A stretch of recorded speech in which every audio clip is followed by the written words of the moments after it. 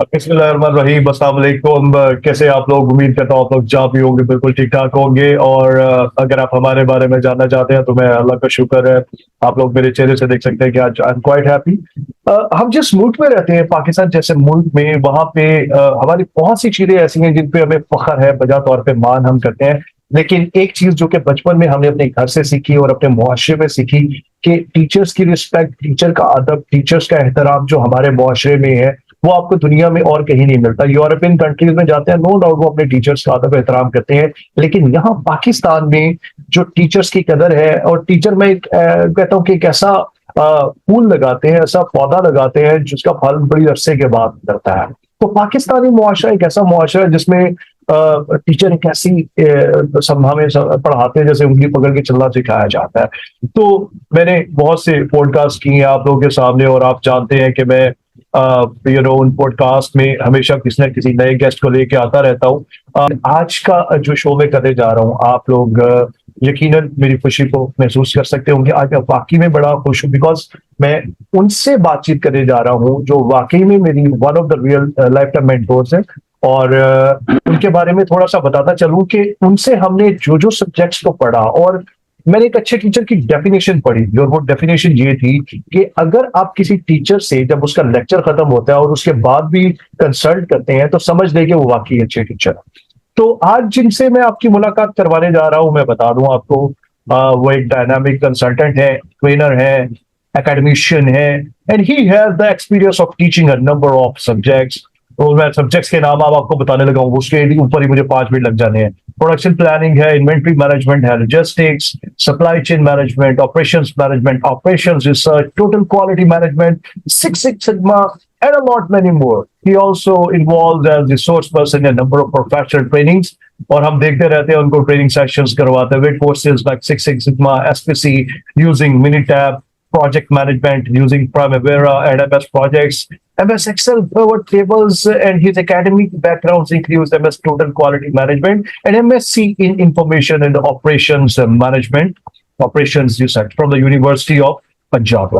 He's also a certified Six Sigma black belt from SQII Singapore and IRCA UK lead auditor of QMS, and having postgraduate diploma in computer sciences. He wrote a book, wow, amazing, on introduction to linear programming applications and algorithms. और मैं बताऊं आपको, जब उनसे मुलाकात करवाने जाऊंगा और ये पॉडकास्ट जब आप लोग देखेंगे, तो आपको बड़ी खुशी होगी, बड़ा कुछ लर्न करने को मिलेगा। His areas of interest are total quality management, operations research, simulation and modeling, Lean Six Sigma, project management and supply chain management। Assistant professor हैं जी यूनिवर्सिटी ऑफ पंजाब में, quality and productivity national expert हैं, visiting faculty member हैं, इसके अलावा PhD हैं, और बहुत से लोगों के मेंटोर हैं। और मैं अब आप लोगों को इतना इंट्रोडक्शन करवाने के बाद उनसे मुलाकात करवा देता हूं।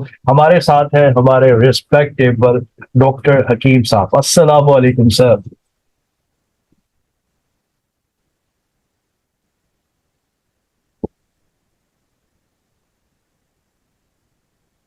इतना अच्छा इंट्रोडक्शन करवाने के लिए thank you so much sir. By player, बहुत शुक्रिया सर। ओके जी सर। सर कैसे हैं आप? ठीक हैं जी, अल्लाह का करम, बिल्कुल ठीक ठाक, बिल्कुल ठीक ठाक। सर मेरे ख्याल से कि अभी तो बहुत से लोगों को जब वो ये पॉडकास्ट सुनेंगे और अब आपकी बातें सुनेंगे, तो वो आपके बहुत से शागिर्द और ट्रेनिंग सेशंस वाले लोग भी आप लोगों से आपसे इस्तेफादा हासिल करेंगे। सर कैसे हैं, और आजकल मसरूफियात क्या क्या है आपकी? जी, अल्लाह का करम, बिल्कुल ठीक ठाक। आजकल मेरी मसरूफियत जी, आजकल मैं एक पीएचडी का कोर्स पढ़ा रहा हूँ, क्वांटिटेटिव रिसर्च मेथड का, plus supply chain centre and project management के अंदर। Supply chain and project management centre के अंदर मेरी, क्योंकि ये कोई 4 to 5 months बैक मेरी ट्रांसफर कर दी थी रजिस्ट्रार साहब ने, तो हमने MS supply chain management programme launch किया हुआ है। तो उसके अंदर मैं आजकल एक कोर्स पढ़ा रहा हूँ production planning and inventory management का। इसके अलावा जो है वो डिफरेंट ट्रेनिंग्स चलती रहती हैं, जैसे आपने ब्रीफ भी की है सो रिसेंटली जो ट्रेनिंग मैंने करवाई है that is related to quality and productivity, six sigma से रिलेटेड करवाई है। जबकि उससे पहले जो है वो मेरी एक ट्रेनिंग मैंने करवाई थी फोरकास्टिंग और इन्वेंट्री मैनेजमेंट के ऊपर। So that's all. आजकल ज्यादातर जो पंजाब यूनिवर्सिटी के अंदर ये एमएस और पीएचडी के कोर्सेज पढ़ाए जा रहे हैं और ट्रेनिंग्स जो है वो करवाई जा रही हैं। सर बिल्कुल बहुत अच्छी बात है, और हमें पता है हम आपको हर वक्त मसरूफ देखते हैं ट्रेनिंग सेशंस में और पढ़ाते हुए, ये बड़ी अच्छी बात होती है। सर थोड़ा सा इंट्रोडक्शन, बिकॉज इस पॉडकास्ट का मकसद ये होता है कि जो हमारी इंडस्ट्री के वो लोग हैं ना जिनके पास जो काम तो जिनका बहुत ज्यादा है लेकिन लोग उनके बारे में जानते नहीं, तो इसलिए स्टार्ट भी इसलिए किया था कि आप जैसे लोगों के बारे में कुछ जाने, कैसे आप टेक्निकल फील्ड में आए, बैकग्राउंड क्या है, और कैसे आप फिर चाइना चले गए, आपने हमें क्लास में भी बताया था, और कैसे पीएचडी हुई वहां से, और कैसे टीचिंग फील्ड में आ गए। जी अगर टू बी ऑनेस्ट मैं आपको बताऊं, मेरा जो एकेडमिक बैकग्राउंड है टिल यू कैन से अंडर ग्रेड तक, बीएससी तक बहुत ही नॉर्मल से स्टूडेंट हम हुआ करते थे। सो देन जब मैंने post graduate diploma computer science के अंदर कर लिया, लकीली जब मैंने मास्टर स्टार्ट किया आई गॉट वेरी गुड कंपनी। मेरे जो दोस्त थे वो बहुत अच्छे थे, बहुत पढ़ने वाले थे, और रटे लगाने वाले बिल्कुल नहीं थे, बहुत कंसेप्चुअल डिस्कशन करने वाले दोस्त मिले। तो जिन्होंने इनकरेज किया कि पढ़ने का ये भी एक तरीकाकार होता है कि आप बजाय इसके कि चीजों को रट्टा लगाएं, आप कॉन्सेप्ट्स को क्लियर करें और फिर उन कॉन्सेप्ट्स की बेसिस के ऊपर आप चीजों को अच्छे तरीके से वाइड स्प्रेड एरियाज के अंदर अप्लाई भी कर सकते हैं। So I am talking about जब मैं मास्टर्स कर रहा था ऑपरेशंस मैनेजमेंट में with the major in operations research. So वो 2 साल मैंने बहुत ज्यादा कुछ सीखा, अपने दोस्तों से बहुत ज्यादा कुछ सीखा, उस असातिज़ा से तो सीखा ही सीखा, लेकिन दोस्तों से जो है वो बहुत ज्यादा कुछ सीखा। उसके बाद मैंने फिर एमएस कर लिया क्वालिटी मैनेजमेंट के अंदर from the institute of quality and technology management Punjab university. Then मैंने जो है वो बहुत ज्यादा टेक्निकल ट्रेनिंग्स की तरफ बहुत ज्यादा मैं चला गया। लकीली जो है लाइक जैसे मैंने प्राइमरी की ट्रेनिंग की, सिग्मा की ट्रेनिंग की, मैंने सिक्स सिग्मा की ट्रेनिंग्स में करता रहा, फिर प्रोडक्शन प्लानिंग से रिलेटेड कुछ सप्लाई चेन से रिलेटेड ट्रेनिंग्स करता रहा। इन मीन वाइल मैं एक कंसल्टेंसी फर्म के अंदर जॉब भी कर रहा था। Then I got my first selection in university of central Punjab, जहां से मेरा टीचिंग कैरियर स्टार्ट हुआ। मैंने एक semester university of central Punjab में पढ़ाया and then I got lucky कि मेरी सिलेक्शन यहाँ पे पंजाब यूनिवर्सिटी के अंदर हो गई। सो मेरा जो आप कह लें कि starting institute of quality and technology management ही था, जहां से मैंने अपनी जॉब स्टार्ट की। फिर क्योंकि मेरी अभी पीएचडी नहीं थी, एमएस था, तो 6 इयर्स मैंने टीचिंग की बिफोर पीएचडी, और उसमें नंबर ऑफ कोर्सेज पढ़ाए। फिर बहुत लकी रहा क्योंकि मुझे एमएस टीक्यूएम जो आईक्यूटीएम प्रोग्राम ऑफर कर रहा था, दिस इज एग्जेक्टिव प्रोग्राम। और आपने देखा होगा कि अभी तो फिर हमारे पास बहुत फ्रेश ग्रेजुएट्स आते हैं, बट अर्लियर हमारे पास बहुत ज्यादा एक्सपीरियंस लोग आते थे और मुझे उनसे सीखने को बहुत कुछ मिला। अपनी अपनी फील्ड के बाबे जो है सर, अपनी अपनी फील्ड के बाबे जो है। एग्जैक्टली बिल्कुल बिल्कुल ऐसा ही था। जिसमें आप कह लें कि इंडस्ट्री के क्वालिटी हेड्स थे, क्वालिटी मैनेजर्स थे, ऑपरेशंस हेड्स थे, जिसमें कुछ जीएम ऑपरेशंस भी बैठे होते थे। तो मैं बहुत लकी रहा कि उनके जो प्रैक्टिकल क्वेश्चंस होते थे समटाइम्स हम फौरन आंसर नहीं कर पाते थे, तो हम उनसे टाइम लेते थे और उसको स्टडी करने के बाद रिस्पॉन्स कर रहे होते थे। सो उससे बहुत कुछ मुझे सीखने को मिला। जब मुझे तकरीबन कोई 3 to 4 years टीचिंग में हो गए थे, तो then I got very lucky कि मेरे से एनपीओ ने राब्ता किया। आई मस्ट नेम काशिफ साहब। उन्होंने मैं उनसे बेसिकली डिस्कशन कर रहा था बिकॉज मैं उन दिनों में देख रहा था कि मुझे ब्लैक बेल्ट करना है। और मैं उनके पास गया कि जी मुझे ब्लैक बेल्ट करना है, आप शायद कोई ऑफर कर रहे हैं। तो उन्होंने ब्लैक बेल्ट तो मुझे नहीं करवाया, लेकिन उन्होंने मुझे कहा आप हमारे पास आकर ट्रेनिंग्स करवाएं। सो मैंने वहां पे फिर ट्रेनिंग्स वहां पे स्टार्ट की। बट 2000 अराउंड 11 और 12 में मैंने जाके फिर ब्लैक बेल्ट किया। बहरहाल उस दौरान मैं ट्रेनिंग्स करवाना स्टार्ट हो गया था, लीन के ऊपर भी, सिक्स सिग्मा से रिलेटेड भी, कुछ सप्लाई चेन रिलेटेड ट्रेनिंग्स करवाई, सर यहाँ एज पे वेल मैं एज रुक के प्राइमर बताना चाहूंगा कि अभी ये टर्म्स जो थी जिन दिनों में आप ये कर रहे थे, उन दिनों ये टर्म्स पाकिस्तान में बहुत ज्यादा मकबूल नहीं थी। आहिस्ता आहिस्ता अभी इन हो रही थी, एग्जैक्टली, टेक्नोलॉजी इतनी बिल्कुल है, ये स्टार्टिंग है अब जिस जमाने की आप बात कर रहे हैं। बिल्कुल। मैं ये बात कर रहा हूँ 2009, 10, 11, 9, 10, 11 इस टाइम जी पीरियड की बात, बिल्कुल। तो जी उस वक्त इतनी ज्यादा ये नाम तो आ रहा था बट इतनी ज्यादा पॉपुलर नहीं थी। जी बहरहाल 2013 में आई गॉट लकी कि मुझे स्कॉलरशिप मिल गया चाइना गवर्नमेंट का। मैं फिर पीएचडी करने के लिए चला गया, और तकरीबन जो है वो मैंने 2019 तक जो है वो 6 इयर्स चाइना में टाइम स्पेंड किया। पीएचडी मेरी जो है वो बेसिकली मेजर जो है वो सप्लाई चेन के अंदर था।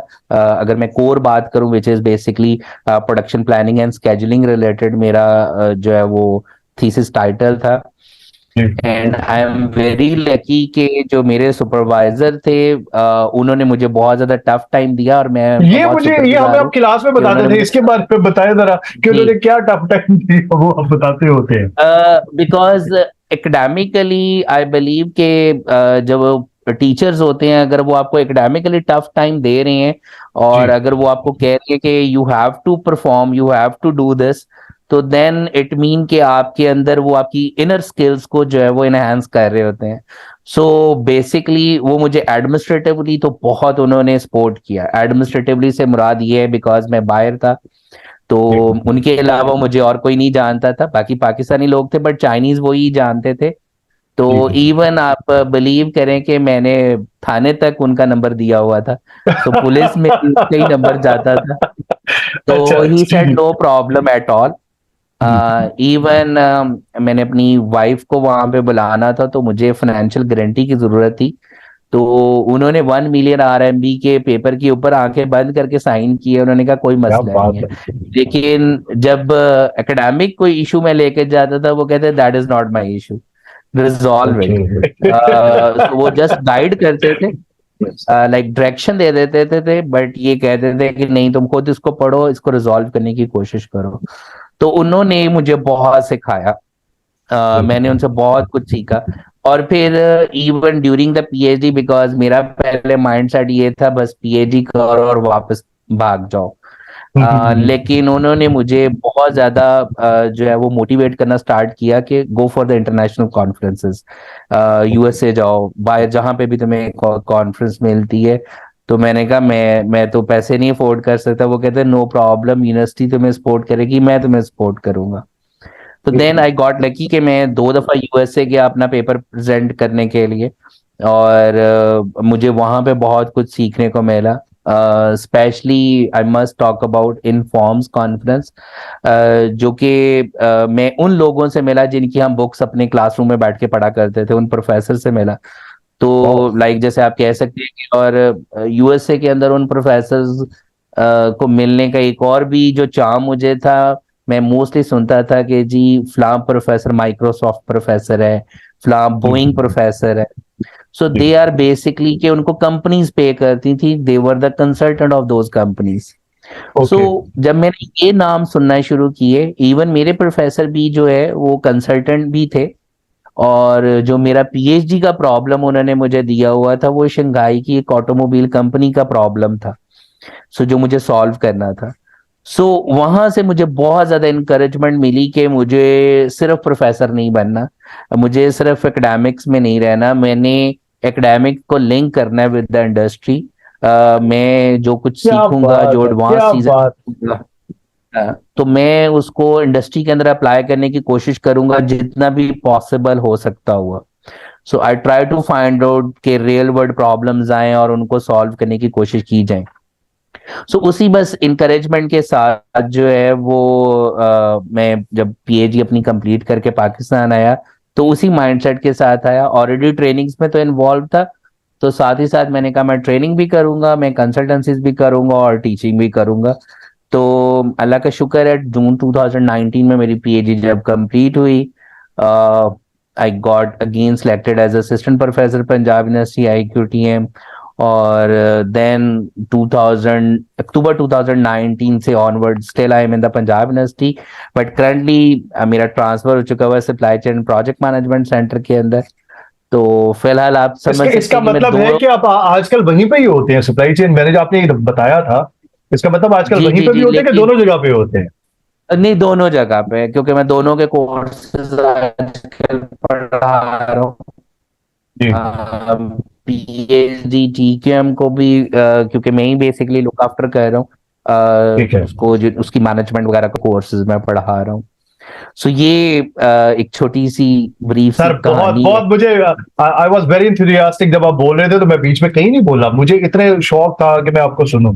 एक दो चीजें मेरी मैं समझना चाह रहा हूँ, और थैंक यू। सवाल वो ये है, आपने दो बातें बताई। जी जी जी। हमारा, आपने कहा कि आपके फ्रेंड्स ऐसे थे कि आपको पढ़ने का शौक था, और आपको जो पढ़ाई का तरीका था, आपने कहा था रट्टा नहीं लगाना, ये बहुत इंपॉर्टेंट बात है हम्म आपकी। एक तो a man is known by the company he keeps, जो आपने बात कही।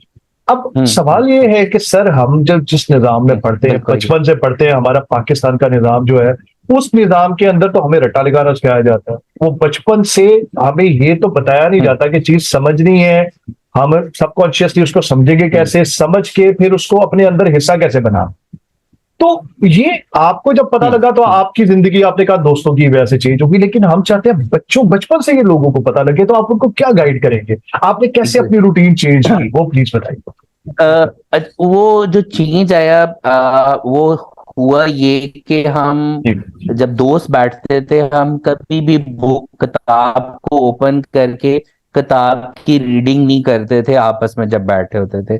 ऑब्वियसली हमने अपना अपना जो है वो गो थ्रू किया होता था, स्टडी किया होता था।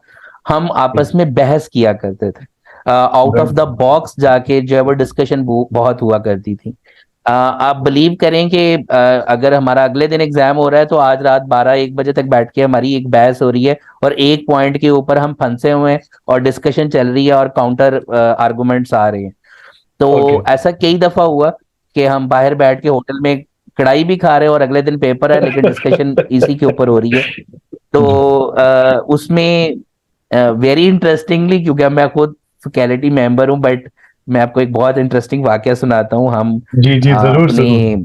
तकरीबन कोई फोर्थ या फिफ्थ सेमेस्टर के अंदर थे और मिड टर्म का हम एग्जाम दे रहे थे और एक क्वेश्चन आ गया।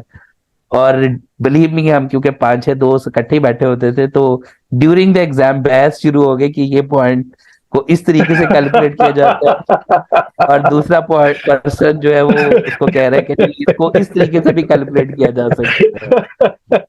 अच्छा जी। तो तो सर, किसी ने आपको आपको द रोका नहीं कि मेन क्लास थिंग में आप पेपरों पे बहस कर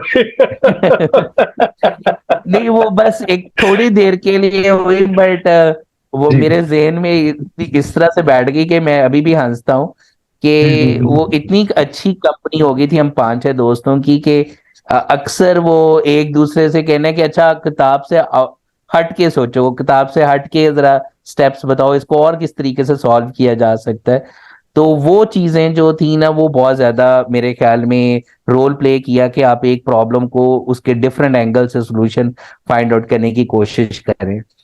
तो उसके सर लिए नो डाउट कि मैं अपने दोस्तों को बहुत ज्यादा क्रेडिट दूंगा, क्योंकि इस तरह के दोस्त मिले कि वो बहस करते थे। सर, इसका मतलब ये हुआ कि आपकी बातों में से मुझे अंदाजा हुआ कि एक अच्छे दोस्त मिलना और पढ़ने का तरीका, दोनों चीजें बहुत इंपॉर्टेंट है। आजकल के बच्चों के बिल्कुल। पास यूट्यूब भी है सर, लेकिन उनके उनके जेल क्यों नहीं चल रहे हैं इस तरह? नहीं, मैं ये कहूंगा कि आई बिलीव कि डिस्कशन जरूर होनी चाहिए। जी वो बेशक आप अपने टीचर के साथ डिस्कशन करें, बट जी एक चीज मैं कहूंगा कि उसमें शायद बहुत हद तक हमारा कसूर है बीइंग टीचर्स। जी हम डिस्कशंस उस तरीके से करना नहीं चाहते, और कुछ हद तक मैं कहूंगा कि हमारी आजकल की जो जनरेशन है उनके पास इंफॉर्मेशन होता है, नॉलेज नहीं होता। दे डू अरे नॉट क्या हैव द बात है! Temperament to excellent. Listen it, they do not have the temperament to learn. अगर उनके पास एक सर्टेन इंफॉर्मेशन है, वो वहीं पे स्टक हो जाएंगे और वो बहस करना स्टार्ट कर देते हैं, बजाय इसके कि वो एक आर्गुमेंट्स डेवलप करने की कोशिश करें यानी और सर, जो उन्होंने एक दूसरे से। फेसबुक, या उन्होंने जो फेसबुक, लिंक्डइन पे या जहां भी जो पढ़ा है, वो उनके स्टक हुआ है यहाँ पे। वो टीचर के जी। एक्सपर्टीज नहीं समझ रहे कि टीचर के पास उनसे बड़ा विजन है, आउट ऑफ द बॉक्स आके हाँ, समझता है, तो वो अपनी बहस में पड़ जाते हैं। एग्जैक्टली। लाइक मैंने अगर विकिपीडिया से एक इंफॉर्मेशन पढ़ लिया है, दैट डजंट गारंटी कि वो 100% राइट है, वो एक एग्जैक्टली नॉलेज नहीं है। ठीक है, एग्जैक्टली। अब किसी भी एक रैंडम पर्सन ने किसी के ऊपर एक चीज आर्टिकल लिख दिया हुआ है, दैट डजंट गारंटी कि वो 100% राइट है, अनलेस कि वो एक ऑथेंटिक प्रोसेस से ना गुजरा हो, उसकी अप्रूवल्स ना हुई हो, तब तक आप उसके ऊपर यकीन नहीं कर सकते।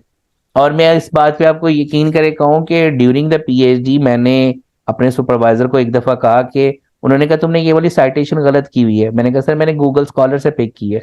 तो उन्होंने मुझे अच्छा खासा डांटा। उन्होंने कहा तुम्हें खुद अकल नहीं है कि तुमने इसको चेक भी नहीं किया कि इसकी ये जो हम्म। साइटेशन गूगल स्कॉलर ने दी हुई है वो गलत दी हुई है। तो सो मेन थिंग इज कि you should have the knowledge कि अगर आप एक सर्टन चीज परफॉर्म कर रहे हो, तो आप जो है वो इसको एक नॉलेज एंगल में, लर्निंग एंगल के अंदर जरूर करना चाहिए। सिर्फ इंफॉर्मेशन की बेसिस के ऊपर डिसीजन मेकिंग या अपना माइंडसेट जो है वो क्रिएट नहीं करना चाहिए। सो सर सर नॉलेज की बहुत तरफ आना चाहिए। बहुत बहुत अच्छी बात कि हमारे जो स्टूडेंट्स हैं वो इंफॉर्मेशन की तरफ जा रहे हैं, और this is an information age, मैं इसको इंफॉर्मेशन एज कहता हूँ सर। ये एग्जैक्टली इसमें एग्जैक्टली। इंफॉर्मेशन बहुत है, और जो जो हम इंफॉर्मेशन पढ़ रहे होते हैं, लोग अपने आप को समझते हैं कि हम बड़े बहुत जानने माने पाए के पहुंचे हुई चीज है। वो जब वो नॉलेज इंफॉर्मेशन खत्म होती है तो वो दोबारा फेज में आ जाती है। सर पाकिस्तान में बात करते बिल्कुल। हैं, जब हमारे यहाँ पे रिसर्च वर्क हो रहा है, पाकिस्तान में स्टूडेंट्स रिसर्च भी कर रहे हैं और बहुत अच्छी किस्म की रिसर्च भी हो रही है, आपका ताल्लुक भी उससे है, लेकिन पाकिस्तान में जो रिसर्च हो रही है वो प्रैक्टिकल रिसर्च क्यों नहीं? यानी बाहर हम देखते हैं कि कोई एग्जैक्ट रिसर्च हुई और उसके रिजल्ट्स हमारे सामने आ गए, पाकिस्तान में जो रिसर्च है उसके इम्पैक्ट्स क्यों नहीं निकलते? मोहसिन बहुत अच्छा क्वेश्चन है, and I do agree with you.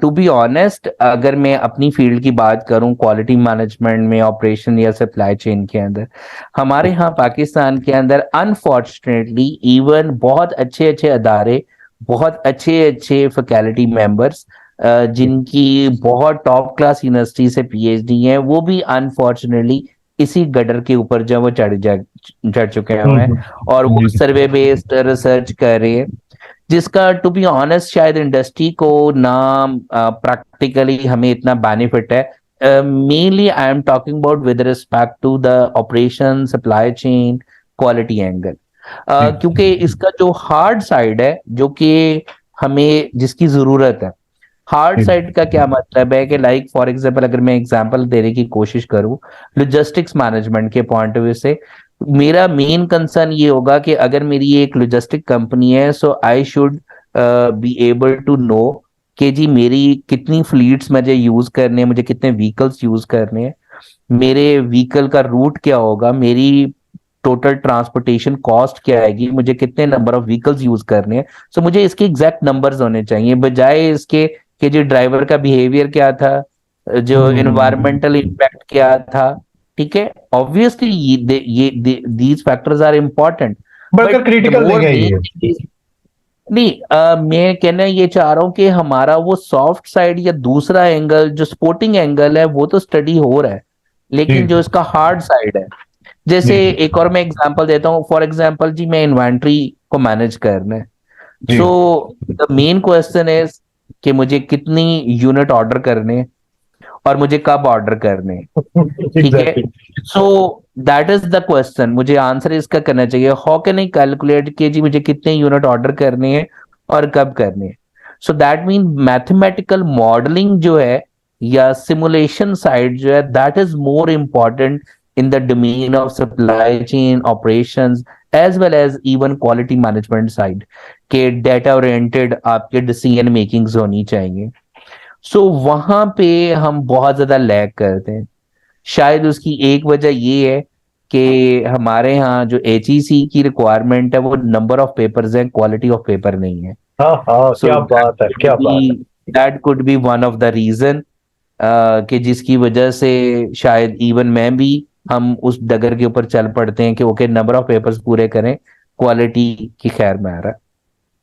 So that is the one of the reason is even, शायद मुझे कहना चाहिए या नहीं, I know many LUMS professors, I know many IBA teachers जो कि पहले उन्होंने बहुत अच्छी अगर modelling based mathematical model based research की है, तो अब वो भी सर्वे के ऊपर आ गए हैं, बिकॉज उनके ऊपर प्रेशर है कि उन्होंने कम टाइम के अंदर जो है वो रिसर्च पेपर पब्लिश करना है। सर आपकी So बात that सही है, बात सही, आपकी बात सही। अब सवाल ये उठता है कि चेक कौन करेगा? एचईसी में क्या ऐसे लोग बैठे हुए हैं जो कि इनको रीचेक करें और इनको गाइडेंस दें? Who will guide them? हमारे सिस्टम में कौन से लोग ऐसे बैठे हुए हैं जो इनको री गाइड करें? मोहसिन, इस वक्त जो एचईसी ने, नो डाउट कि एचईसी ने एक सिस्टम डेवलप करने की कोशिश की है। उन्होंने एक क्वालिटी को मेंटेन करने के लिए कैटेगराइजेशन ऑफ जर्नल्स भी किए हैं, लाइक जैसे HGRS सिस्टम उन्होंने जो है वो इंट्रोड्यूस करवाया, और उसके अंदर उन्होंने कुछ कैटेगरीज बनाई कि W कैटेगरी जर्नल्स हैं, X कैटेगरी जर्नल्स हैं, Y कैटेगरी जर्नल्स हैं। W is top journal categories according to the HEC, then X है, देन Y है, देन इवन Z कैटेगरी भी है, बट अब जनरली WXY ज्यादातर चलते हैं। इवन उन्होंने W के अंदर भी आगे फर्दर कैटेगराइजेशन किया हुआ है कि जी ये प्लेटिनियम है एंड ब्राउन है एंड सो ऑन।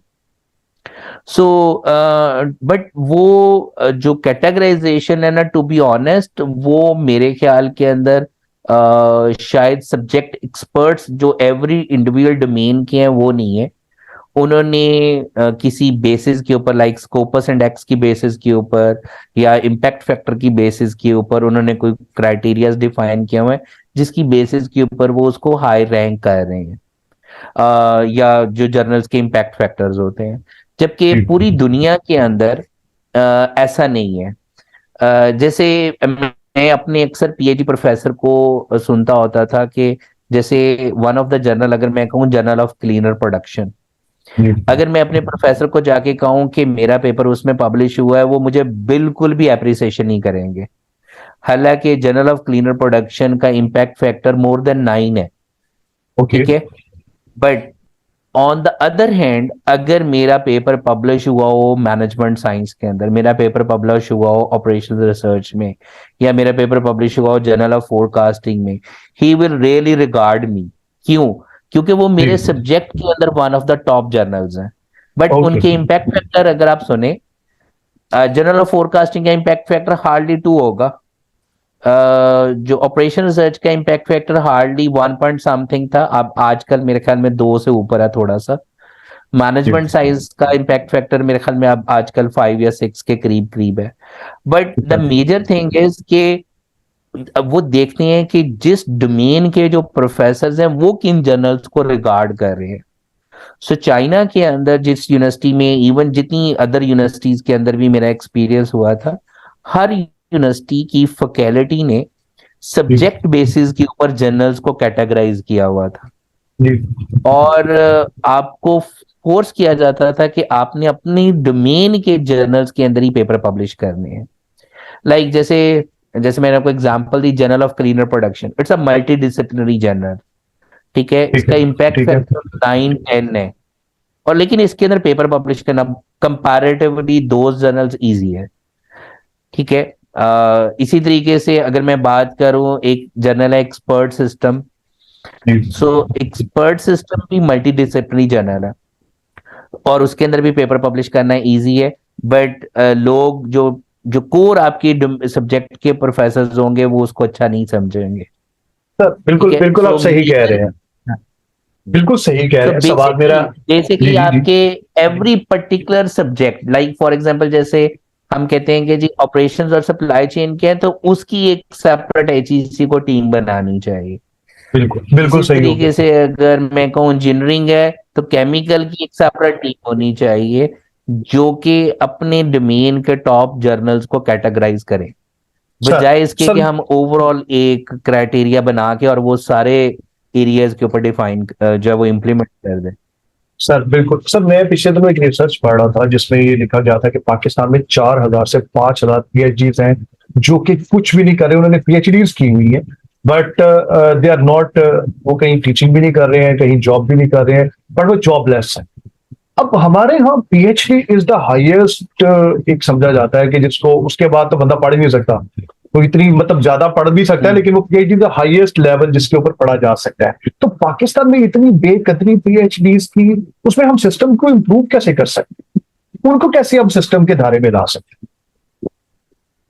मोहसिन, एक जो मैं कहूँगा हमारे सिस्टम के अंदर अनफॉर्चुनेटली जो प्रॉब्लम है, हम समझते हैं कि जिस बंदे ने पीएचडी कर ली वो शायद अलामा हो गया है, वो अपने सब्जेक्ट का इससे ज्यादा समझते हैं इल्म सर किसी को सारे, है ही नहीं। एग्जैक्टली। अ, बाकी दुनिया में ऐसा नहीं होता। बाकी दुनिया में ठीक है क्या होता है कि जब आप जी। पीएचडी कर लेते हो, which mean you have pass the first degree of the research.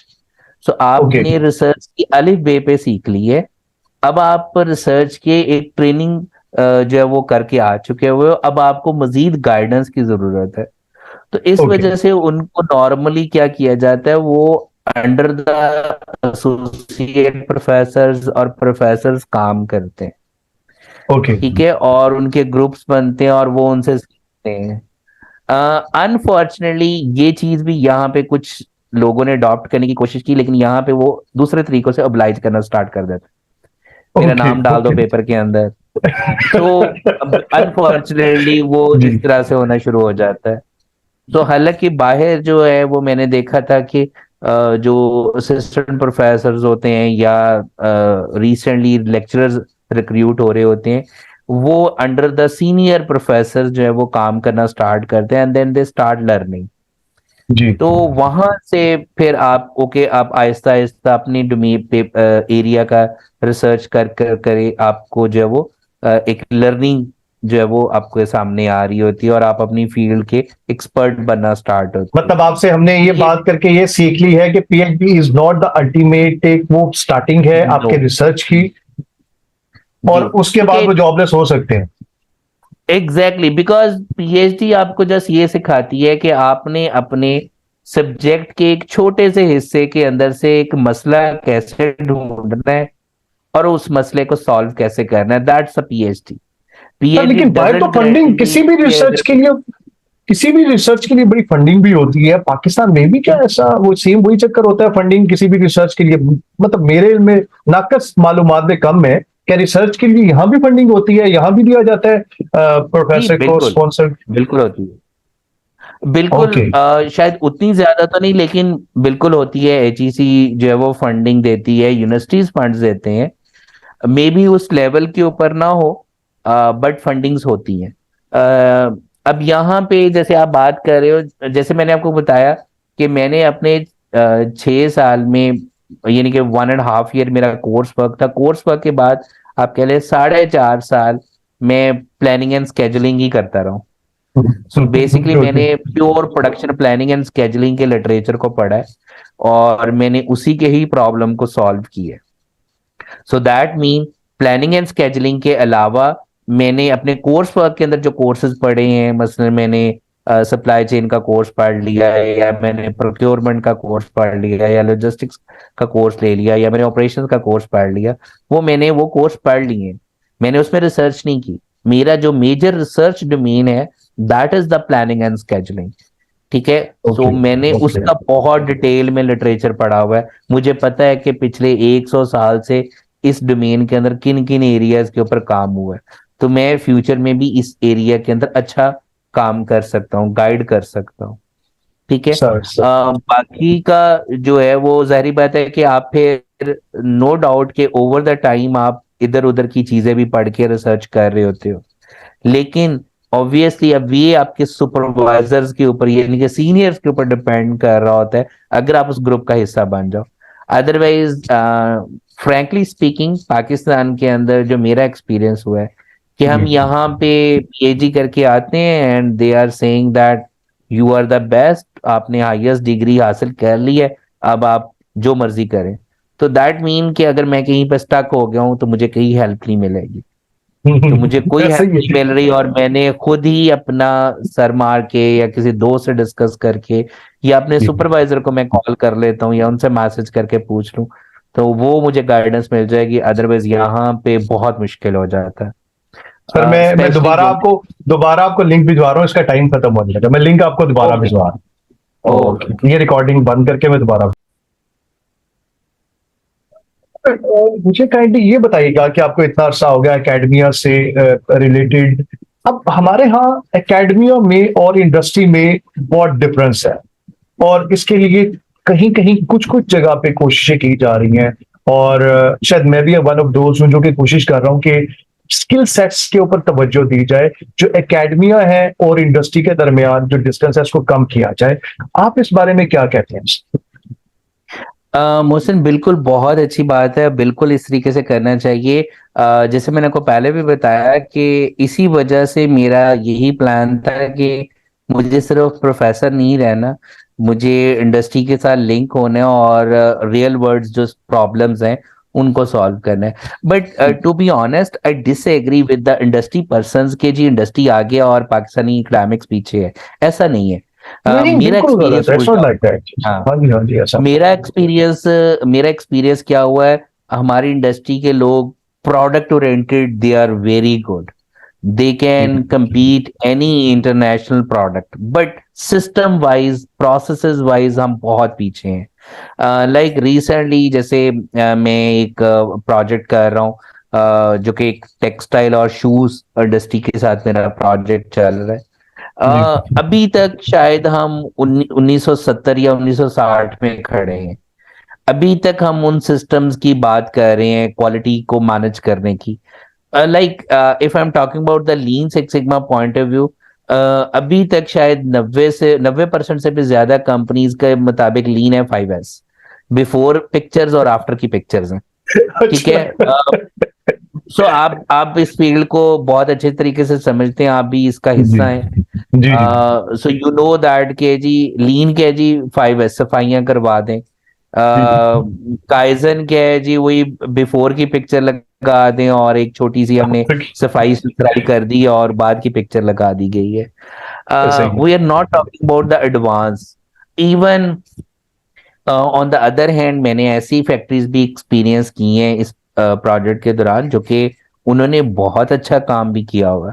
So they जी are at the advance level of the lean tools की इम्प्लीमेंटेशन के ऊपर है।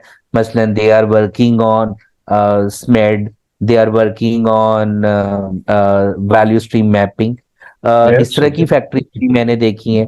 बट लाइक जैसे मैं आपको एग्जांपल कोट करने की कोशिश करता हूँ, मेनी एसएमईज जो हमारी हैं, अभी तक हम जो है वो रूट कॉजेज की बात ही नहीं करते। हम जो है वो करेक्शन बेस्ड सिस्टम्स के ऊपर चलते हैं। जैसे टेक्सटाइल सेक्टर के अंदर एक सिस्टम बड़ा हर ऑलमोस्ट आपको हर सेक्टर टेक्सटाइल सेक्टर में मिलेगा, जी which is called as traffic light system, जिसको वो 7-0 क्वालिटी सिस्टम का नाम भी देते हैं, जो कि इनलाइन क्वालिटी की इंप्रूवमेंट के लिए वो यूज करते हैं। ठीक एंड है। That system is purely a correction based system, inspection जो based system. Sir, correction system को मेरे ज़हन में जुगाड़ वर्ड आ रहा है, जुगाड़। अभी डंक टपाउट हाँ प्रोग्राम जी, करे, चलाएं इसको, और बाद में देखा जाएगा, अगर मसला आया तो देख लेंगे हम। Exactly exactly. अब वहां पे नॉर्मली क्या होता है जी, हर like for example let's say कि 2 घंटे के बाद एक क्वालिटी का बंदा जाता है, उसने 7 पीसेस उठाए हैं और वो उसको इंस्पेक्शन कर रहा है। अगर कोई मसला आया तो वो सुपरवाइजर उसको वहीं पे करेक्ट करवा रहा है, करेक्शन जी करके रीवर्क करके वो वहीं पे आके मूव कर रहे हैं। So they are not doing any root cause analysis.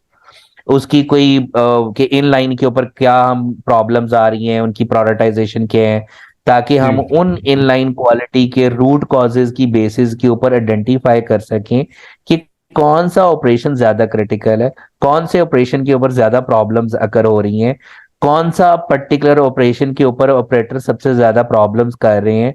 हम कौन उन प्रॉब्लम्स की बेसिस के ऊपर हम उन ऑपरेटर्स के लिए ट्रेनिंग्स डिजाइन कर सके, ताकि हम जी उनका स्किल सेट उस तरीके का डिफाइन कर सकें।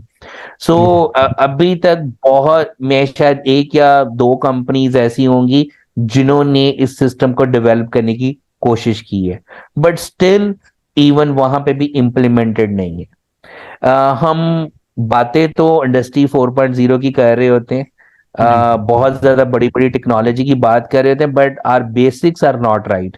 सो बेसिक्स जब तक ठीक नहीं होंगी तो मेरे ख्याल के अंदर हम जितनी मर्जी बड़ी टेक्नोलॉजी ले आए, कोई फायदा नहीं है। जैसे मैं सप्लाई चेन के एंगल में बात करता हूँ, हम जी लोग सैप इम्प्लीमेंट कर लेते हैं, जी हम ईआरपी की बातें करते हैं। ऐसा ही है, ठीक ऐसा है। ही है। कभी जो प्लानिंग का बंदा होगा उससे पूछिएगा, जो सैप से वो प्रोडक्शन प्लान जनरेट करता है या जो वो स्केड्यूल जनरेट करता है, वो किस बेसिस पे वो कैलकुलेशंस हो रही हैं। ये मैंने नोबडी आपके कहने नोस। पे एक दफा अपने अपने ऑफिस में जाके पूछा था, उनको नहीं पता। जी आपने क्लास में हमसे ये सवाल बिल्कुल। पूछा था, दे हाँ। Don't know about. बिल्कुल। रीजन इज उसके बैक हैंड के ऊपर वही वो मैथ्स चल रही होती है, वो कैलकुलेशन चल रही होती है। तो हमें एटलीस्ट ये तो पता हो ना कि किस कैलकुलेशन की बेसिस के ऊपर ये वो रिजल्ट निकाल रहा है। तो हम बेसिकली, जैसे मैंने क्लास में भी कहता हूँ अक्सर इसके ऊपर, कि हम क्लर्क्स बनाना चाहते हैं, हम डाटा एंट्री लोग हैं। हम खुद से अपना, व्हाई नॉट कि मैं अपना ईआरपी सॉफ्टवेयर बनाऊं, मैं अपना सैप सॉफ्टवेयर क्यों नहीं बनाना चाहता, ताकि मैं वहां से अपने प्लानिंग और स्केजलिंग्स जो है वो जनरेट कर सकूं। सो बहुत ज्यादा कंपनीज के अंदर जो है वो ये इश्यूज हैं। लाइक अगर मैं लीन सिक्स सिग्मा के पॉइंट ऑफ व्यू से बात करूं, हमारी बहुत ज्यादा कंपनीज ऐसी हैं जिन्होंने ट्रेनिंग्स भी ली हैं। कुछ कंपनीज ने बहुत आगे तक इसकी इम्प्लीमेंटेशन के ऊपर भी काम किया, जैसे one of the textile company Crescent Bahuman. So they were the pioneer in the six sigma trainings. क्या बात है। उन्होंने बहुत अच्छे सिस्टम्स डेवलप किए, उन्होंने उनको इम्प्लीमेंट किया, उनसे उन्होंने बहुत ज्यादा फायदा उठाया, बट बाद में ड्यू टू सर्टेन रीजंस वो बिल्कुल ही ड्रॉप हो गए। सर यहाँ एक सवाल मेरे इन द जहन टू। में, यार मेरे एक माजरत जी आपको काटो, एक जहन में जी सवाल आ जी। रहा है कि मुझे ये बताएं कि हमारे सिस्टम में बहुत से लोग ऐसे होते हैं, वो सिस्टम्स क्यों नहीं बनने देते हैं, उनको प्रॉब्लम क्या है, उनकी जॉब्स तो सिक्योर होंगी, why they are so much insecure कि वो सिस्टम्स ही नहीं बनने देते। शायद आई डोंट नो अबाउट के जी, बहुत ज्यादा जो पॉलिटिकल इश्यूज की वजह से, या हमारी शायद अना बीच में आ जाती हैं जिनकी वजह से हम उस सिस्टम को जब डिस्टर्ब करना शुरू कर देते हैं। और मेरे ख्याल में हमारे यहाँ पाकिस्तान के अंदर सिस्टम भी पर्सन के ऊपर ही डिपेंडेंट है। कोई सही क्या। पर्टिकुलर पर्सन के ऊपर अगर एक वो पर्सन निकल जाए, तो इट मीन हमारा सारे का सारा सिस्टम ही बैठ जाता है।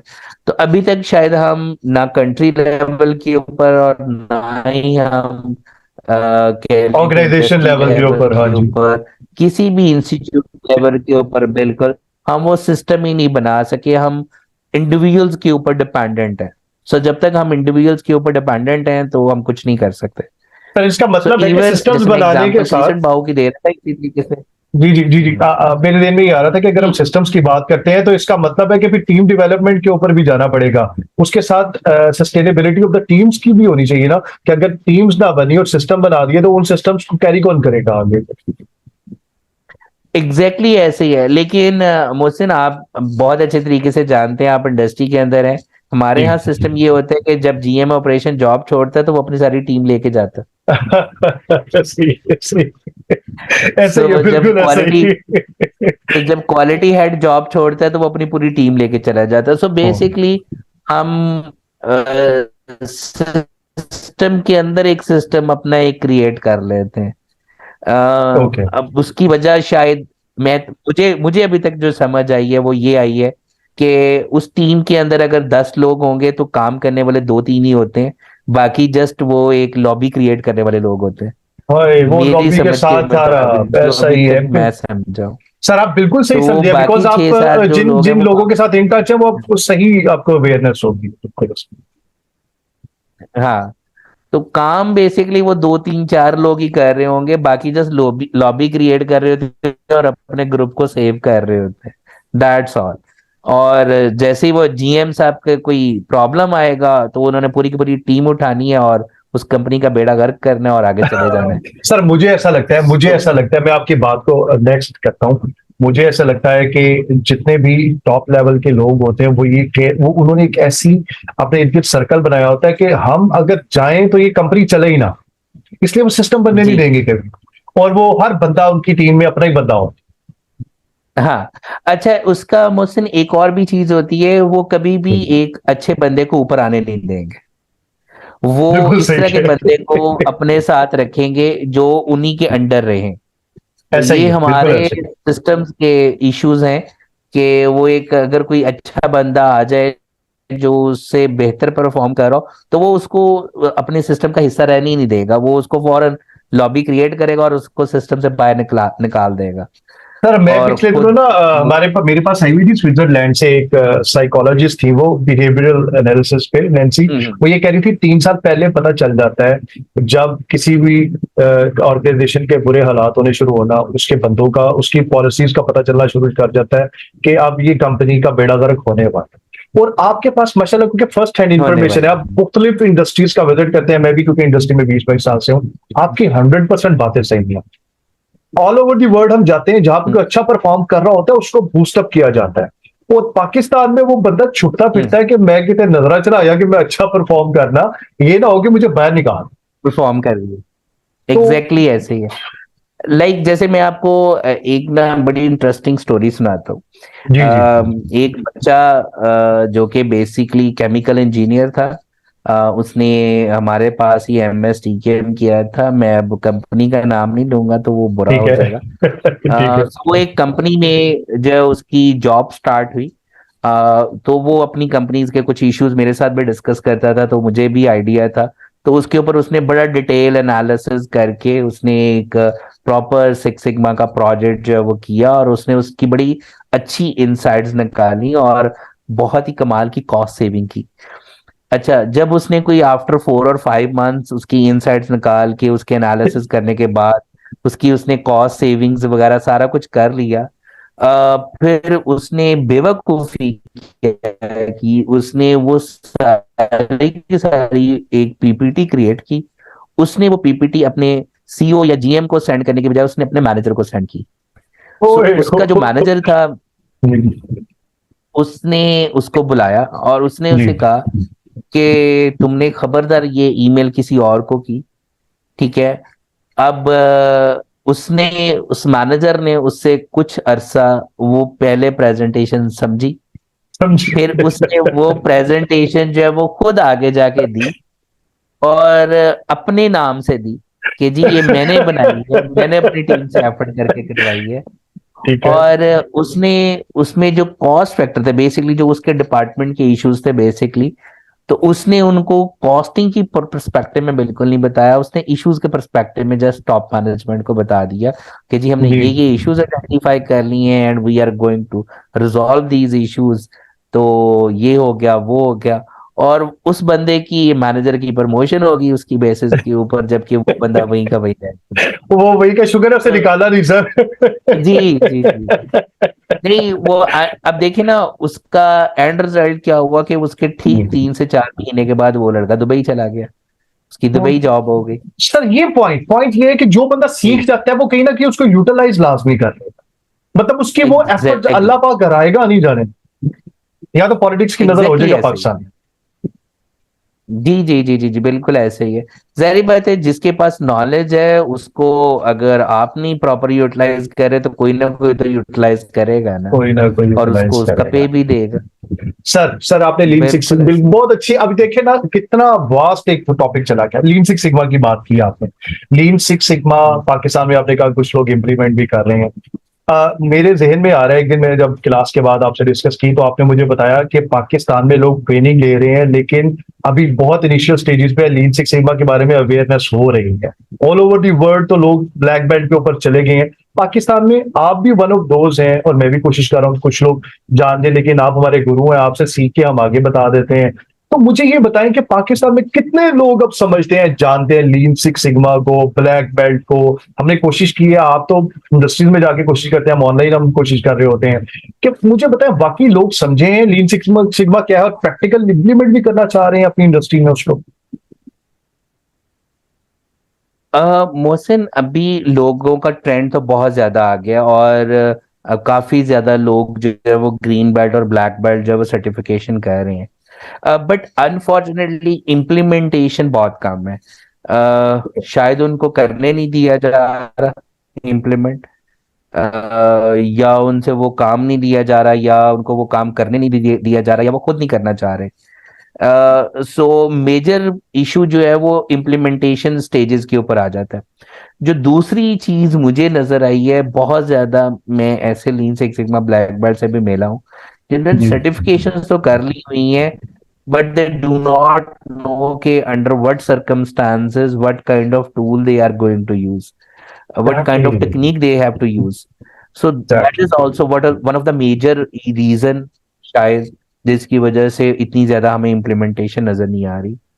हाँ अलबत्ता सिक्स सिग्मा तो इतना ज्यादा बहुत ज्यादा इन डेप्थ नहीं लोग यूज कर रहे, लेकिन लीन को बहुत ज्यादा कंपनीज ने यूज करना स्टार्ट किया हुआ है। Even I know many textile companies उन्होंने अपने डिपार्टमेंट का नाम लीन डिपार्टमेंट रख दिया हुआ है। जो इंडस्ट्रियल इंजीनियरिंग डिपार्टमेंट है उसको वो प्रोसेस इंप्रूवमेंट टीम या प्रोसेस एक्सलेंस टीम डिपार्टमेंट या लीन डिपार्टमेंट का नाम देना स्टार्ट कर दिया हुआ है।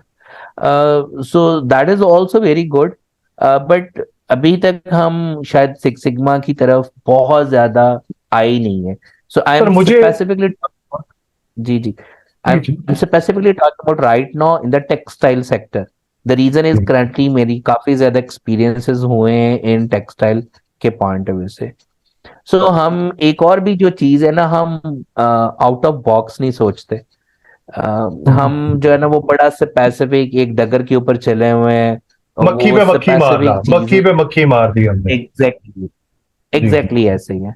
तो वो जी। कुछ चीजा चीजा सी चीजें हैं जिनको हम पकड़ के बस उसी को जो है वो अप्लाई कर रहे हैं और परफॉर्म कर रहे सर मुझे हैं। ऐसा लगता इवन है कि मुझे ऐसा लगता है कि जो है ना हमारा लीन सिक्स सिग्मा, जैसे मैं कंसीव करता हूं कि वो एक प्रोजेक्ट ओरिएंटेड थिंकिंग है। अब कंपनीज अगर एक टिपिकल प्रोजेक्ट के लिए अपने फंक्शनल हेड से बंदे मांगे, फिर एक प्रोजेक्ट को इनिशिएट करें और फिर डाटा कलेक्शन उसमें बहुत इंपॉर्टेंट होगी। पाकिस्तान में मैं हमेशा, और आप लोगों से ऑनेस्टली ये मैंने सारी बातें आप लोगों से सीखी हैं जो मैं इतनी कॉन्फिडेंटली बात कर, डाटा कलेक्शन नहीं है सर यहाँ पे। अब अगर एक कंपनी लीन सिक्स सिग्मा पे चली जाती है, तो मैं गोरे से पिछले दिनों पूछ रहा था, मैंने कहा तुम्हें कैसे पता चलेगा, और मैंने क्लास में आप लोगों से भी सवाल पूछा था कि डाटा कलेक्शन के बारे में कैसे हमें पता लगेगा कि डाटा बिल्कुल सही है कि सही नहीं है, और कैसे डाटा रिलायबल है। फिर आपने भी मुझे क्लास में इसका जवाब दिया था। बट पॉइंट इज दिस, कौन इतनी मेहनत करे कॉस्ट रिडक्शन के लिए, पूरी टीम बनाए। तो लीन क्योंकि आसान काम है, प्रोडक्शन से रिलेटेड है, जितनी चीजें बनी उसमें से वेस्ट रिड्यूस कर लो, वो तो आसान काम है, अपने ही बंदे तीन चार निकाल के आपने लीन के ऊपर वर्किंग कर दी। लेकिन सिक्स सिग्मा के लिए वेरिएशन को कंट्रोल करने के लिए प्रोसेस कंट्रोल करना पड़ेगा, प्रोसेस को कंट्रोल करने के लिए लोगों को, तो मुझे सर ये ऐसे लगता है कि शायद लोग इतनी वो जाना ही नहीं चाहते डेप्थ में। नहीं नहीं, मोहसिन ऐसा नहीं है। लीन जी डजेंट मीन कि आपने लोगों को निकालना है। जी लीन का तो बेसिकली बेसिक फिलॉसफी ये है कि मैं किस तरीके से अपनी प्रोडक्शन लाइन को इतना स्ट्रीमलाइन कर दूं कि मैं एक और प्रोडक्शन लाइन लगा सकूं। So that is the main lean. कि जी फॉर एग्जांपल इस वक्त अगर मैं कहूँ, मैं बड़ा आइडियली एक एग्जांपल देने लगा हूं कि इस वक्त अगर मेरी 50 बंदों की एक प्रोडक्शन लाइन है, तो मैं किस तरीके से उनके वो जो नॉन वैल्यू एडेड काम कर रहे हैं हम उनको रिमूव करते रहें, और हम वहां से बंदे निकाल निकाल के मैं इस तरह से कर दूं कि जी मैं 25 लाइनों की बंदों की वो एक लाइन बना दूं, और वो जो 25 बंदे मैंने उधर से निकाले हैं एक और लाइन उनसे क्रिएट करूं। ठीक है ना? तो ओके। लीन तो ये हमें कहता है, लीन हरगिज ये नहीं कहता कि बंदे आप निकाल दें। नहीं नहीं, बट निकालने नहीं, काम के लिए सर, काम के लिए हाँ, निकालने, यानी कि लीन के जी लिए जी जी, उसके लिए निकाल। हाँ बिल्कुल। सो उसमें लाइक लाइन बैलेंसिंग वगैरह और हम सारी की सारी वेस्टेजेस कंट्रोलिंग की बात करते हैं, जी जी लेकिन टू बी ऑनेस्ट जो क्वालिटी का डायरेक्ट लिंक प्रोडक्टिविटी से है, क्वालिटी का डायरेक्ट लिंक जो है वो आपकी कॉस्ट सेविंग से है। सो जी अगर हम बिल्कुल छोटी छोटी चीजें भी कर लें, मैं आपको अपना एक्सपीरियंस बताता हूँ। आई know many SMEs, they do not record the rework data. ठीक है? उन्हें अरे ये पता ही नहीं हो। होता कि हम अपनी कितनी यूनिट जो है वो रीवर्क कर रहे हैं।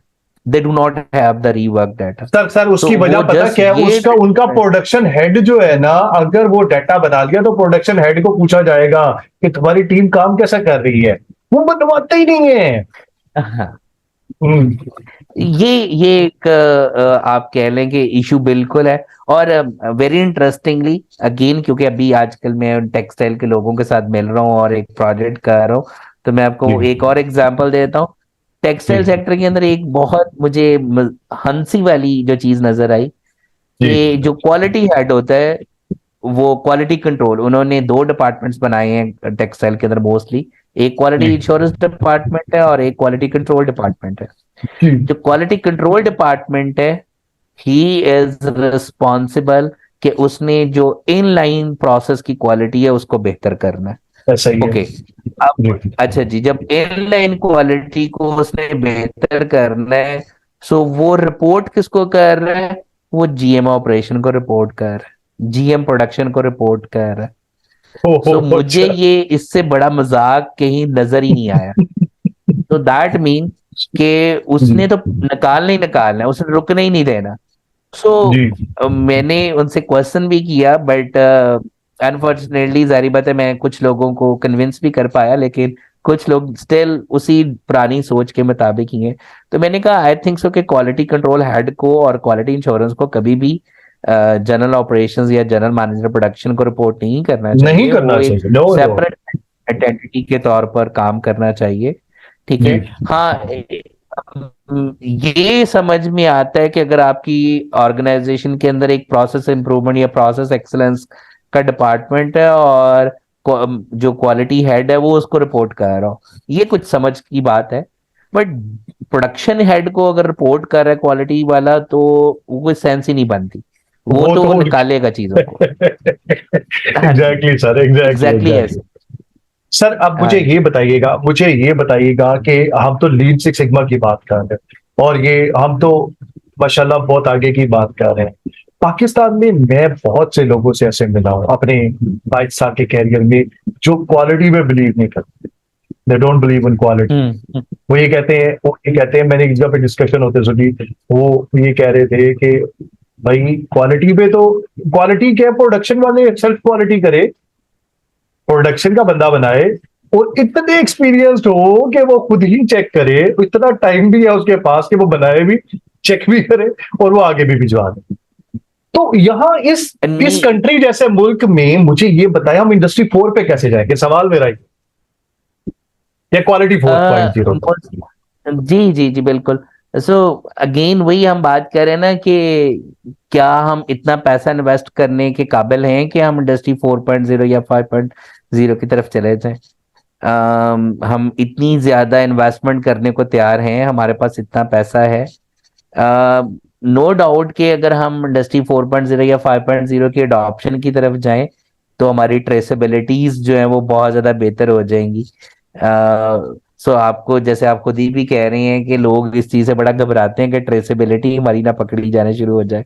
हाँ जी। वैसे टू बी ऑनेस्ट, अगर वो कहते हैं कि जी प्रोडक्शन वाले क्वालिटी को चेक करें, अगर तो उन्होंने ऐसा सिस्टम बना लिया तो फिर तो ये बहुत ही अच्छा सिस्टम है। इससे अच्छा तो सिस्टम ही नहीं है कि पूरी हमें जी दुनिया में सेपरेट गई क्वालिटी, नहीं। जी क्वालिटी के बंदे रखने की जरूरत नहीं है। जी जी और जी। हमारा सिस्टम इनहेरेंटली इतना अच्छा हो गया, बिल्टनली इतना अच्छा सिस्टम बन गया है कि हम वन अहेड, मीन अगला ऑपरेटर जो है वो पिछले ऑपरेटर की जो है वो इंस्पेक्शन कर रहा है और जी क्वालिटी भी चेक कर रहा है और अपना काम भी कर रहा है।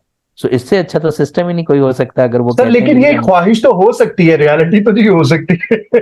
Exactly exactly. करंटली तो बिल्कुल ऐसा पॉसिबल नहीं लग रहा है, जो हमारे सिस्टम्स हैं उसमें तो ऐसा बिल्कुल नहीं लग रहा। सर पाकिस्तान में कोई ऐसी इंडस्ट्री है जो 4.0 पे जा रहे हैं? मेरे दिल में कभी कभी सवाल आता है, कोई ऐसी कहीं आपका सुनने का इत्तेफाक हुआ हो कि जो वाकई ऐसा रियल टाइम में चल रही हो और कस्टमर उसको फीडबैक दे रहे हो? आईओटी पे तो चले गए हैं काफी चीजें, बट इंडस्ट्री 4.0 पे। देखिए, अभी तक इंडस्ट्री 4.0 डजेंट मीन कि वो जो उसकी नौ टेक्नोलॉजीज है, नौ की नौ टेक्नोलॉजीज को अडॉप्ट किया हुआ है। जाहिर बात है हर इंडस्ट्री के अंदर उन टेक्नोलॉजीज में से कुछ एक या दो या तीन टेक्नोलॉजीज यूज हो रही होती हैं।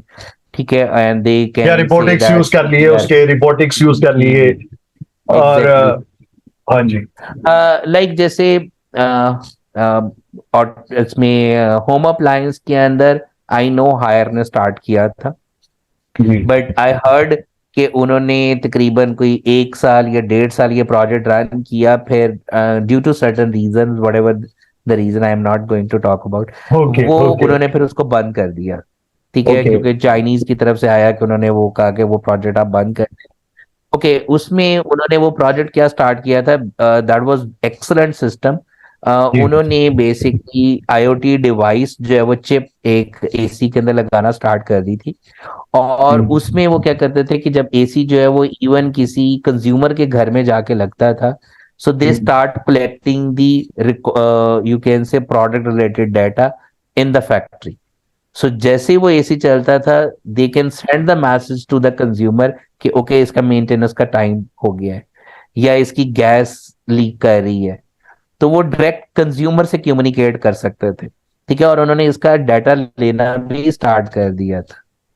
और करंटली जो है वो again Crescent Bahuman they are claiming कि we are working on industry sir 4.0। हम भी ओरिएंट वाले भी हम ये चिप लगा रहे हैं आईओटी की मद ओके में, जो हमारी ओके। वाईफाई क्लास में भी एक आधी दफा डिस्कस हुआ था। हम लोग वाईफाई किट हम्म लगा रहे हैं ओरिएंट वाले, और उसके अंदर हम इस चिप को लगाने का मकसद ये है कि हमारी एक ऐप है, डिवाइस है, उस ऐप के अंदर डाटा जितना भी कलेक्ट होगा वो हमारे क्लाउड के ऊपर जाएगा। वो हमने क्लाउड परचेज ओके, किया दैट्स हुआ गुड। है, और वो दैट्स गुड। सारे का सारा कस्टमर का भी डाटा है। ये अभी जो स्टार्टिंग है, इस टेक्नोलॉजी के ऊपर मजीद इन फ्यूचर काम हो रहा है। और उसके अंदर ये होगा कि हम्म ऑटोमेटिकली मेंटेनेंस होगी, जो इंडोर है और आउटडोर है उसकी। हम्म ऑटोमेटिक मेंटेनेंस का मतलब यह है कि जैसे हम सर्विस के लिए अभी बंदा बनाते हैं, इसकी अभी ऑटोमेटिक मेंटेनेंस ये खुद कर सकता है। कोई भी डीसी इन्वर्टर अपनी ऑटोमेटिक मेंटेनेंस खुद कर सकता है। वो उसको आवर्स डिफाइन हम्म। कर देगा खुद ही बंदा कोई, मतलब बीच में उसके डाटा इनपुट कर दिया जाएगा, और वो ऑटोमेटिकली इतने आवर्स चलने के बाद अपनी ऑटोमेटिकली मेंटेनेंस कर देगा। नहीं, क्या हमारा देखिए, जब हम इंडस्ट्री 4.0 की बात कर रहे हैं, हम आईओटी की बेसिस के ऊपर डाटा कलेक्ट कर रहे हैं। सो दैट मीन्स कि मेरे पास मेरे हर एसी के हर मॉडल का, हर कलर का, उसके हर कंपोनेंट का डाटा आना स्टार्ट हो जाएगा, जो कि क्रिटिकल कंपोनेंट्स होंगे। बिल्कुल ऐसा है, तो ऐसा हो रहा है, ऐसा हो रहा है। हाँ बिल्कुल। तो हम फिर इट मीन कि हम एनालिसिस करना स्टार्ट हो जाएंगे कि मेरे कौन से मॉडल का कौन सा कंपोनेंट जो है वो ज्यादा उसकी लाइफ स्पैन है, कब कौन सी एग्जैक्टली, ज्यादा जल्दी फेल हो रही है। हाँ। सो क्या एग्जैक्टली, ये हम एग्जैक्टली। करना स्टार्ट हो गए? नहीं, हम ऐसा नहीं करना स्टार्ट हुए अभी। अभी अभी हमने वो कंप्लीट हो। एनालिसिस, हाँ, हमने वो एनालिसिस करने स्टार्ट नहीं किए। तो वो क्या ऑटोमेट हो गया? सो वो डेटा है और उसका ऑटोमेटिक एनालिसिस, उसका कोई डैशबोर्ड नहीं, बनना वो अभी स्टार्ट नहीं, हो वो इन फ्यूचर कोई 10-15 साल लगेंगे उसको, मेरे ख्याल से 10 साल गया। तक। एग्जैक्टली जी जी जी जी। एग्जैक्टली एग्जैक्टली ऐसे ही है। तो ये चीजें जो है अभी शायद बहुत ज्यादा टाइम लेंगी। कुछ फैक्ट्रीज जरूर क्लेम कर रही हैं, like even Interloop, they are claiming they are moving towards industry 4.0। जी और काफी तेजी से मैंने सुना है कि वो इसके ऊपर काम कर रहे हैं। वो आजकल ट्रेनिंग्स वगैरह भी इसके ऊपर कर रहे हैं। क्रिसन बाहुमान जो है टेक्सटाइल के अंदर, they are saying that we are doing that. Sir. But I don't think so कि वो 100% अभी मूव होंगे, but they are trying to getting one जो है उसको सर, अडॉप्ट करते हुए। इंडस्ट्री 4 की बात तो हो गई। सस्टेनेबिलिटी में हम कहाँ जा रहे हैं, मतलब अभी नो डाउट टेक्सटाइल्स की आप बात कर रहे हैं, क्या पाकिस्तान में सस्टेनेबिलिटी के बारे में अगर एकेडमिया की बात करें तो वो लोग तो शायद जानते हैं, या हम लोग अगर थोड़ी सी जो आप लोगों से हमने पढ़ा सीखा वो हम जानते हैं, लेकिन नीचे बहुत सा ऐसा तबका है जो कि अभी इसको नहीं जानता। तो वो आप क्या कहते हैं, what is the future of hmm. Sustainability इन पाकिस्तान?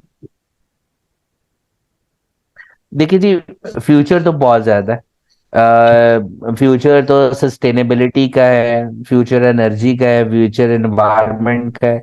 जी और अब तो लोग इसको कंबाइन करके चलना स्टार्ट हो गए हैं। जी सस्टेनेबिलिटी की बात हो रही है, एनर्जी की बात हो रही है, एनवायरनमेंट की बात हो रही है, जी ड्यू डिलीजेंस की बात होना स्टार्ट हो गई हुई है सप्लाई चेन एंगल के अंदर। जी फ्यूचर तो बहुत ज्यादा ब्राइट है। एंड ऑब्वियसली अभी हम लोग बहुत स्टार्टिंग पे हैं अगेन। जी। क्योंकि अगर हम एसएमईज के पॉइंट ऑफ व्यू से बात करें तो मोहसिन, आप बहुत अच्छे तरीके से जानते हैं कि हमारी एसएमईज तो अभी सस्टेनेबिलिटी तो बहुत दूर की बात है, हम तो अभी बेसिक बेसिक सी चीजें भी नहीं कर रहे। बेसिक्स में। सो बहुत चीजा चीजा सी कंपनीज हैं। जी सर, बिल्कुल सर, तो अब बहुत सवाल चीजा मेरा चीजा ये है। कंपनीज हैं जो। बिल्कुल।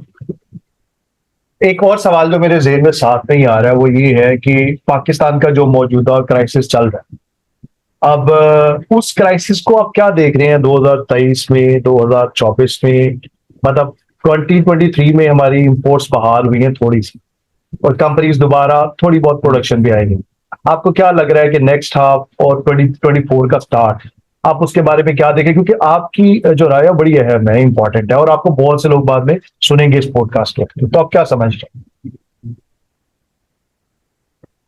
देखिए जी, डिपेंडिंग अपॉन करंट हमारे जो सिस्टम है वो कब स्टेबिलिटी की तरफ जाता है, जी बहुत ज्यादा डिपेंड इसके ऊपर कर रहा है। अभी तक बहुत ज्यादा अनसर्टनिटीज हैं, जिसकी वजह से हमारे बहुत ज्यादा बिजनेसेस लोग जो हैं वो उसमें इन्वेस्टमेंट की तरफ भी नहीं, इतना भी नहीं आ रहे उस तरीके से। चीजों की मैन्युफैक्चरिंग उस तरीके से नहीं आ रही, कस्टमर्स हमें ऑर्डर देने को जो है वो डर रहे हैं। जी सो अभी अनसर्टेनिटी तो बहुत ज्यादा है। जी लेकिन कुछ सेक्टर्स के अंदर पॉजिटिविटी भी है, लेकिन ज्यादातर अभी तक प्रॉब्लम्स ही हैं। बहुत ज्यादा स्लो बिजनेस है। कंपनीज अपनी हाफ ऑफ कैपेसिटीज के ऊपर प्रोडक्शन कर रही हैं, कुछ हाफ से भी कम अपनी कैपेसिटीज के ऊपर आ गई हुई हैं। जी। I know one of the factory जो कि मैं बहुत ज्यादा हैरान हुआ, वो कह रहे हैं हम अपनी सिर्फ 25% कैपेसिटी के ऊपर काम कर रहे हैं।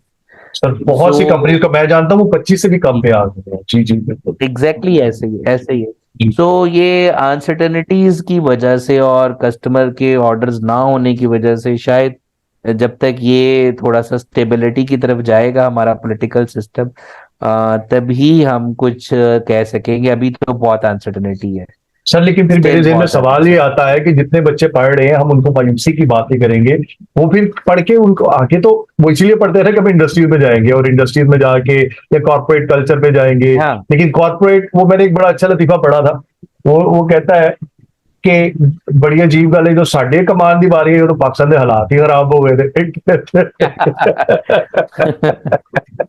तो वो सर ये है कि नहीं, बहुत से स्टूडेंट्स ये भी बात कर देखिए रहे हैं ना। इस, इसका देखिए, इसको आप जॉब के साथ या अपनी अर्निंग के साथ हर चीज ना लिंक करें। जी जी। फॉर मैं उसको बहुत ज्यादा तरीकों से यूज कर सकता हूँ। I can do the freelancing, ठीक है। यस मैं अब व्हाई नॉट, मैं अपना बिजनेस स्टार्ट करने का क्यों ना सोचूं।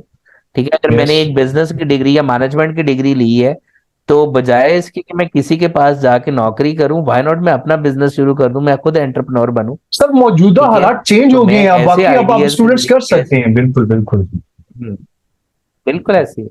देखिए, हमें बहुत ज्यादा जो है वो बिजनेस डेवलपमेंट की जरूरत है, हमें एंटरप्रेन्योर्स की जरूरत है, हमें नए नए आइडियाज के साथ आने की जरूरत है।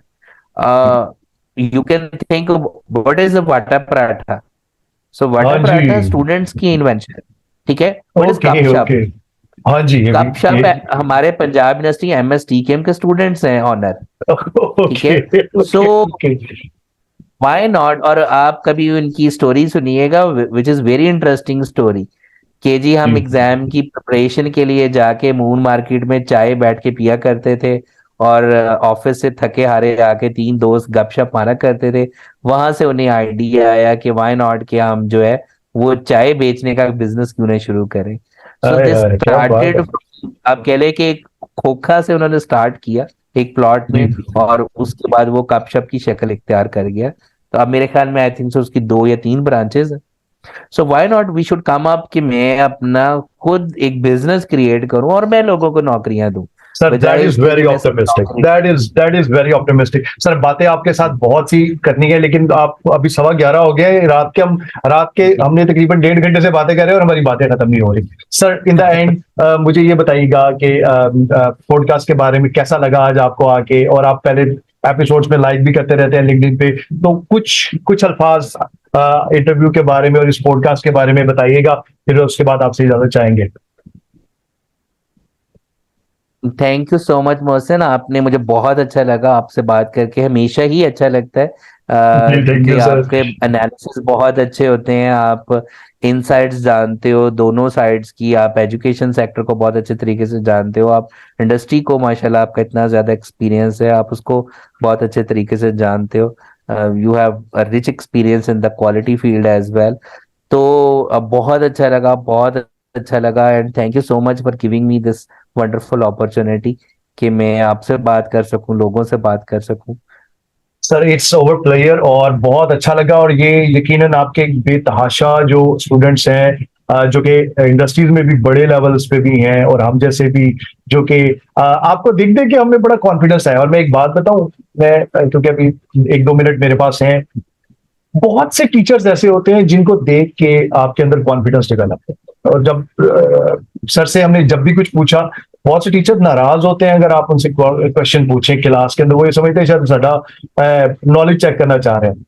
तो सर से हमने जब भी पूछा, जब मैंने इनको कॉल किया, 1-2 दफा मैंने इनको कॉल की तो इन्होंने पिक नहीं की, और मुझे थोड़ी देर बाद इनकी call back I. In such humble person, और अल्लाह पाक ने इनको इतना नवाजा है, इतना नवाजा है माशाल्लाह।